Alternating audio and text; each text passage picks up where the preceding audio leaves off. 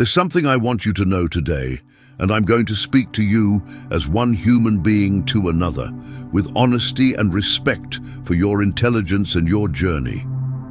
Life has a way of bringing us to moments where we need to hear truth spoken gently. Not truth that demands something from us, not truth that threatens or manipulates, but truth that simply sits with us in our reality and reminds us of what we already know deep down but sometimes forget. You're going through something right now. Maybe it's been going on for a while. Maybe it's financial pressure that keeps you awake at night, calculating and recalculating numbers that refuse to add up the way you need them to. Maybe it's a relationship that's broken or breaking, and you're carrying the weight of that fracture in your chest every single day.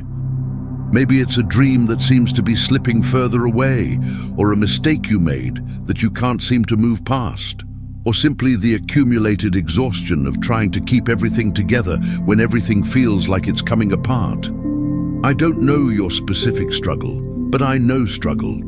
And I want to talk with you about hope, real hope, the kind that doesn't promise you instant solutions or demand that you perform certain actions to unlock blessings.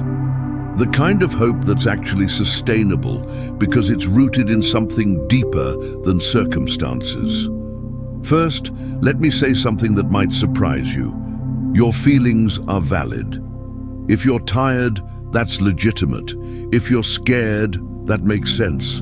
If you're angry or confused or disappointed, those are honest human responses to difficult situations.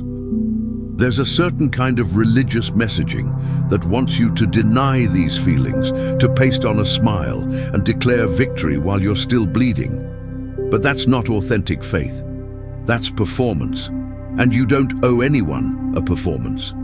The spiritual life, the real one, has always made room for lament, for questions, for the honest cry of how long that echoes through ancient prayers and modern hearts alike.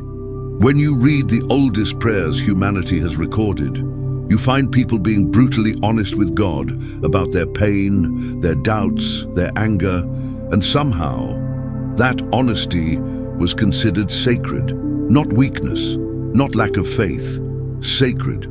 So wherever you are right now, emotionally and spiritually, you're allowed to be there.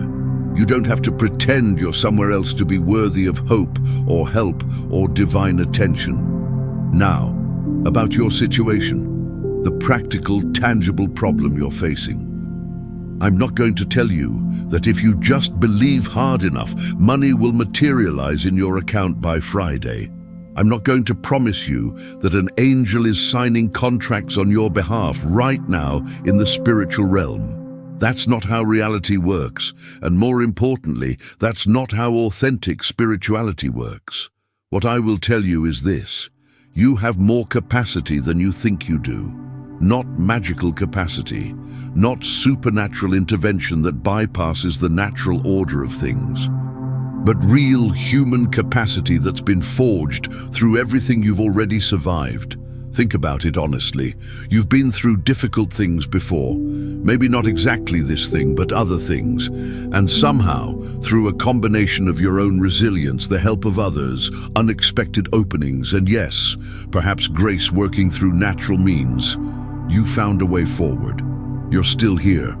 That's not nothing. I'm not saying this to minimize what you're facing now. I'm saying it to remind you that you're not as helpless as you might feel in this moment. You've developed skills through your struggles. You've learned things. You've built connections. You've discovered resources within yourself that you didn't know were there until you needed them. The path forward might not be dramatic. It probably won't be. It will likely be a series of small, practical steps. A difficult conversation you've been avoiding, a phone call to ask for help or information, a budget you need to create or revise, a job application, a boundary you need to set, an apology you need to make or accept, a habit you need to change, a professional you need to consult. These steps might not feel spiritual, they might feel mundane. But here's what I believe about the sacred and the ordinary. They're not as separate as we think. The divine meets us in the practical. In the decision to keep going when we could give up, in the choice to ask for help when we could isolate, in the moment we choose honesty over pretense, in the quiet persistence of doing the next right thing, even when we can't see how it will all work out. There's an old story about a person who was caught in a flood. As the waters rose, they climbed to their roof and prayed for God to save them.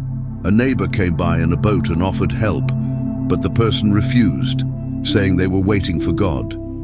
A rescue team came in a helicopter, same response. Eventually, the person drowned and in the afterlife asked God why they weren't saved. The response, "I sent you a neighbor in a boat and a rescue team in a helicopter. What more did you want?" The point isn't theological precision.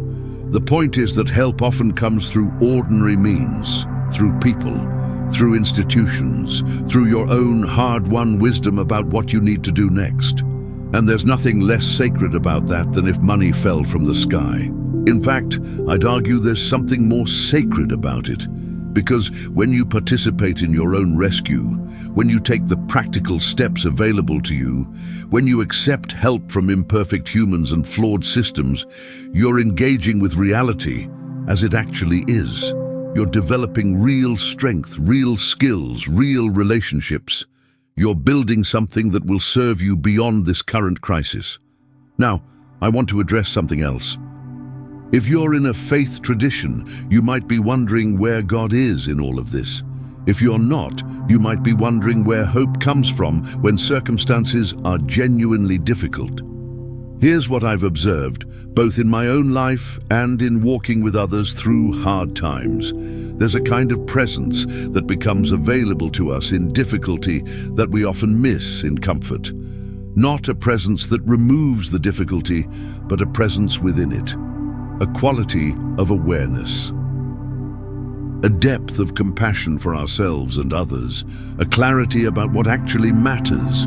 People who've been through genuine hardship often speak about unexpected gifts they found there, not gifts they would have chosen, not gifts they'd recommend pursuing through suffering, but real things nonetheless. A reordering of priorities, a recognition of their own strength, a deep appreciation for small kindnesses, a freedom from caring what others think.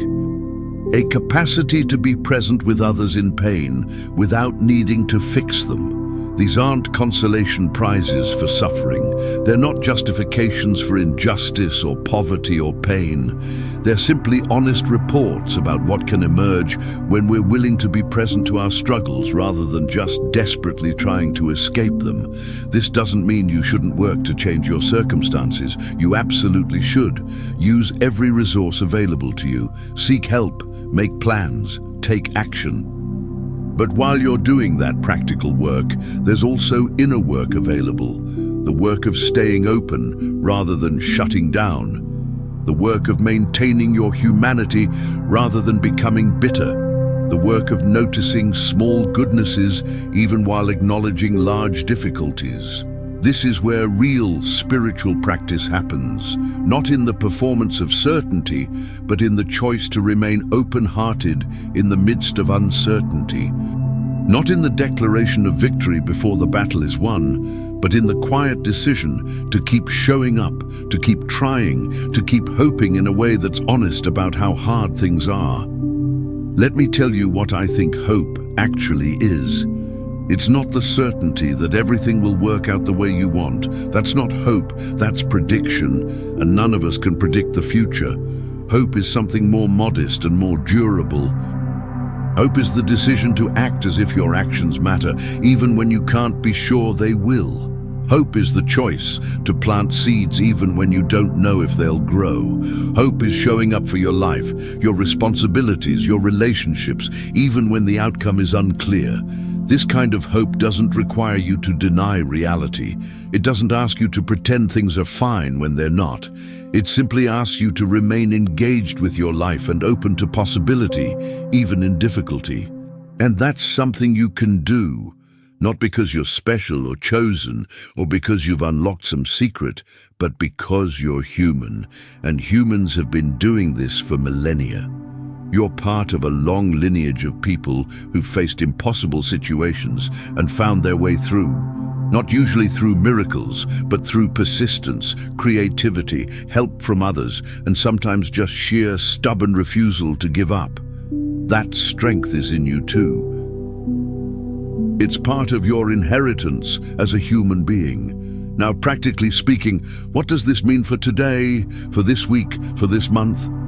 It means you identify the next small step you can take, and you take it.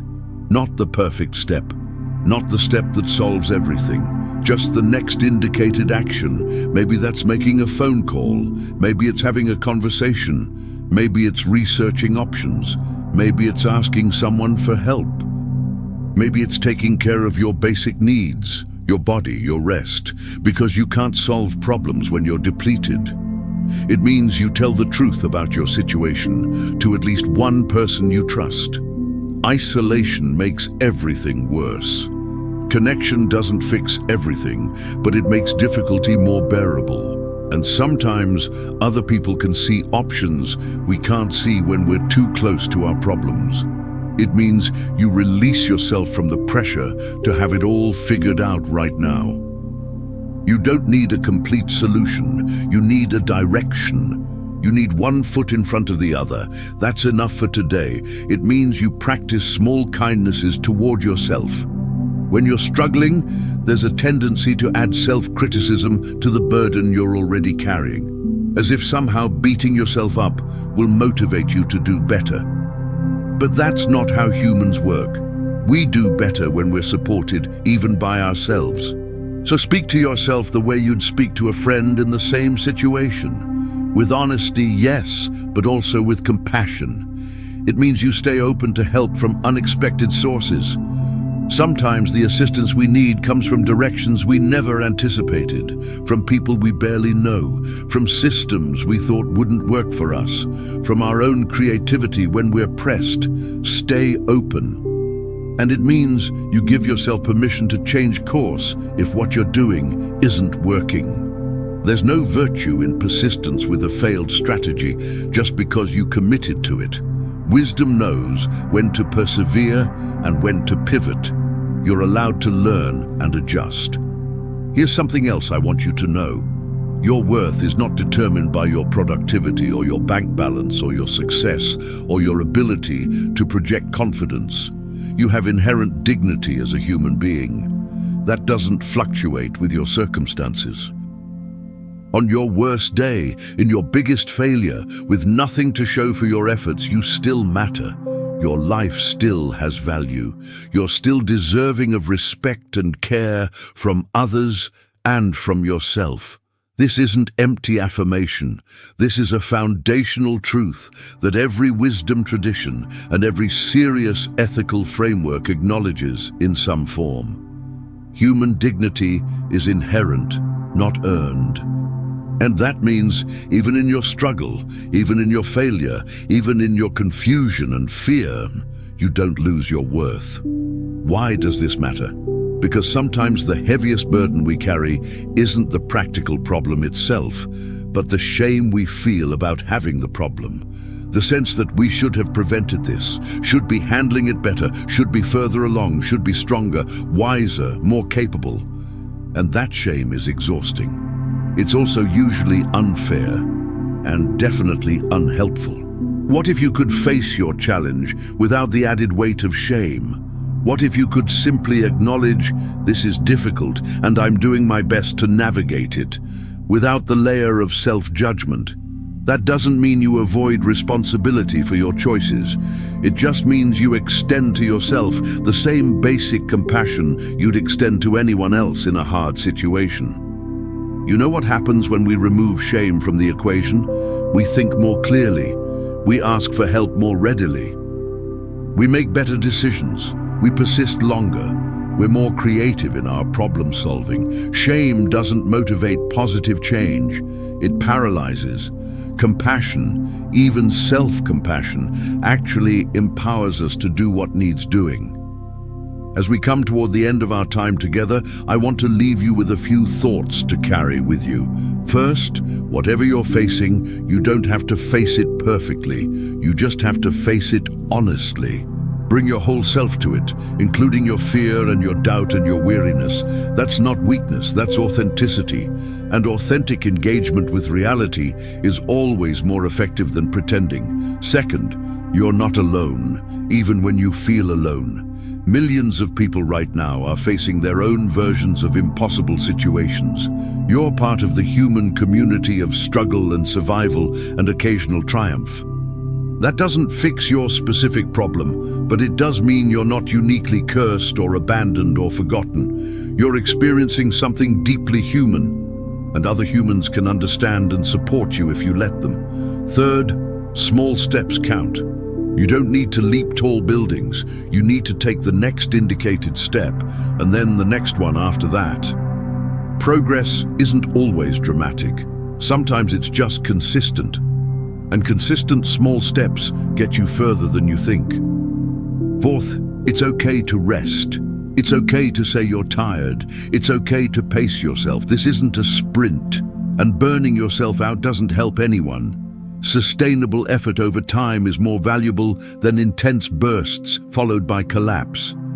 Take care of yourself so you can keep going. And finally, hold your plans lightly, but hold your values firmly. Circumstances will change, often in ways we don't expect or choose. Your specific plans might need to adapt. But your core values, your sense of what matters, who you want to be in the world, how you want to treat yourself and others, those can remain steady even when everything else is shifting. Let those be your compass. I'm not going to ask you to like or share or comment or do anything to activate these words. They're not magic. They're just one person's honest attempt to speak truth to another person who might need to hear it. Take what's useful and leave the rest. You're the expert on your own life, and you get to decide what resonates and what doesn't. What I hope you take from this is permission. Permission to be where you are without shame. Permission to take small steps instead of giant leaps. Permission to ask for help. Permission to be human in your struggle, which means imperfect, uncertain, and still worthy of compassion and support. You're going to be okay. Not because I'm promising you instant miracles or supernatural intervention, but because you're more resilient than you know, because help exists even when it's not immediately visible, and because the future is genuinely open in ways you can't fully see from where you're standing now. Keep going. Not because it's easy, but because you can. Because you have before. Because you're stronger than your circumstances, even when you don't feel strong. One day, one step, one small choice at a time. That's enough. You're enough. This moment is what it is, and from here you'll find your way forward. Not because everything will magically align, but because that's what humans do. We find our way, and you will too.